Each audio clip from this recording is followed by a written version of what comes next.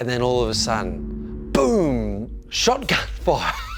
All these guys start rushing up from the river with longbows. Like, these are bows this long, and the arrows are, as long as my arm span. It's like something out of Indiana Jones. I'm not joking, it's exactly the same thing. Then you start hearing, and it's the spears and the arrows flying through the air. Al looked at me. I've never seen anyone look at me like this before, but he looked at me. He really thought he was going to die, and he said, "Pete, are we going to be all right?"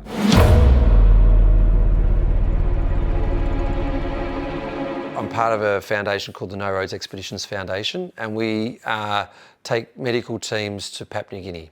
And so myself and another board member from the foundation, Andrew Grasby, and I went to do a recce to see if we could take doctors and nurses safely to train up locals to then provide medical facilities to the locals when we're gone, right? And this is going to be looking like a long-term project. And part of it was that we were going to go all the way up to Iloko and then walk to Kiroro. So Kiroro is a completely off-grid village, not even connected by a road, it's just by a footpath, up a very steep trail. You have to cross a couple of rivers to get to it. And there's nothing there. There's no electricity, no medical facilities, nothing. Yeah, so there's a very, very basic and very on the edge existence. So idyllic if it's a beautiful day and beautiful conditions, and then just you're dead. Yeah, if you're not, like if a cyclone comes through, or a landslide, or, that's the way it is, yeah. The people of Kiroro and the people of Iloko, they intermarry. So there were some people from Kiroro live in Iloko. And what I didn't know is there was some tension.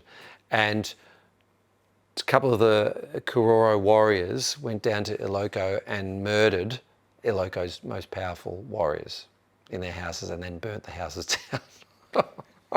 I'm sorry I'm laughing, but it's like, what the hell? Like, it's so foreign to me. It's almost, I don't know, it's just really amazing. So maybe it's the whiskey, I don't know. But anyway, so I didn't know this was happening.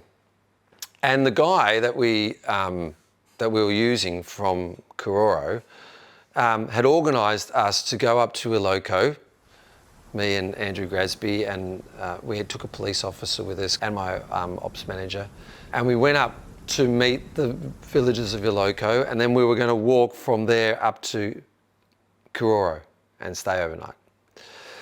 We drive into Iloko, and it's a little bit weird. It's all misty, right? So you can just imagine it's just a mountain village, all very misty. You can only see maybe 10 or 15 metres. And we drive in, and we pull into this little area of the village. They're all thatched huts on stilts. And then we're quickly whisked out of the car, and you could hear some mumblings, and we're whisked out of the car through this thatched fence, which I'd never seen before. They had made it, and a gate, and we've gone through there, and then they've closed the thatch gate behind us, and we walk into this little dirt courtyard where they had flowers and everything, and a couple of kids, and we were going to have a little tea ceremony. I thought, oh, that's quite nice, but geez, it's a bit unusual. They haven't included the rest of the village. It was sort of cut off. The whiskey that we're enjoying now is the Ichiro's Malt and Grain World Blended Whisky from the Chichibu Distillery in Saitama, Japan. It's a very important whiskey in the history of the Japanese whiskey scene. Lots of beautiful butterscotch notes, toasted cereals, and always a little hint of tropical fruit in there as well. The smell of this whiskey for me is always like walking into a French boulangerie. Croissants and pastries, danishes, absolute decadence personified. Cheers. And then I could start hearing some skirmishing, like yelling and just voices in the mist, I'm like, it's a bit weird. We're sitting down, we're having this tea, and then all of a sudden, boom, bloody shotgun fire. I think, that's not right. And I look towards Jack Day, who's my operations man, he's a tough man, right? He's looked at me going, and when he was surprised, I was surprised, right? All of a sudden, all these guys start rushing up from the river, past the houses with longbows. Like, these are bows this long, and the arrows are, as long as my arm span, right? Running past, like in traditional gear. It's like something out of Indiana Jones. I'm not joking, it's exactly the same thing. Then you start hearing, and it's the spears and the arrows flying through the air, thudding into the thatched wall. It's right behind us. Well, you got to laugh in the face of death, really, don't you? Cheers. Anyway, so, and then Andrew Grasby, his nickname's Al Grasby. He's looking at me like, Pete, what's going on? I'm going, I don't know. Gunfire everywhere. Policeman grabs us, says, let's go down to the river and we'll get out that way. And the guy who was with us from Kiroro, who had set up the whole meeting but failed to tell us that we were in mortal danger, said, no, don't go down there because we'll get surrounded. So he said, no, quickly go up into this hut.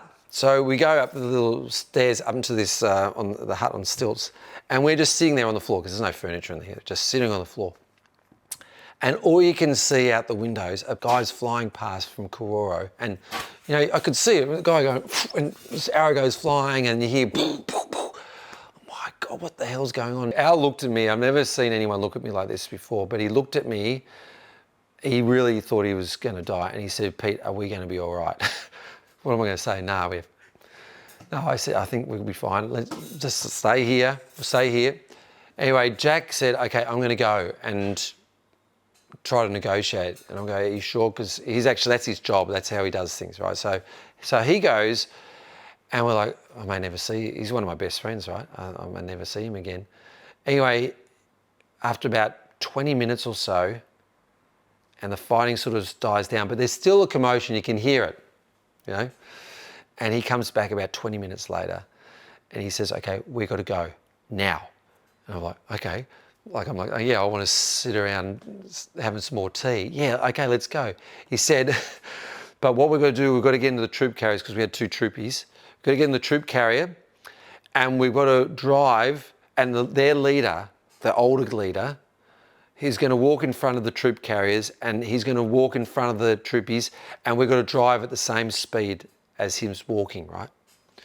Okay, no worries. So we get got down, and we go through, open the gate, and there are hundreds of faces in the mist, And there's our troopies just there, like 5 minutes away.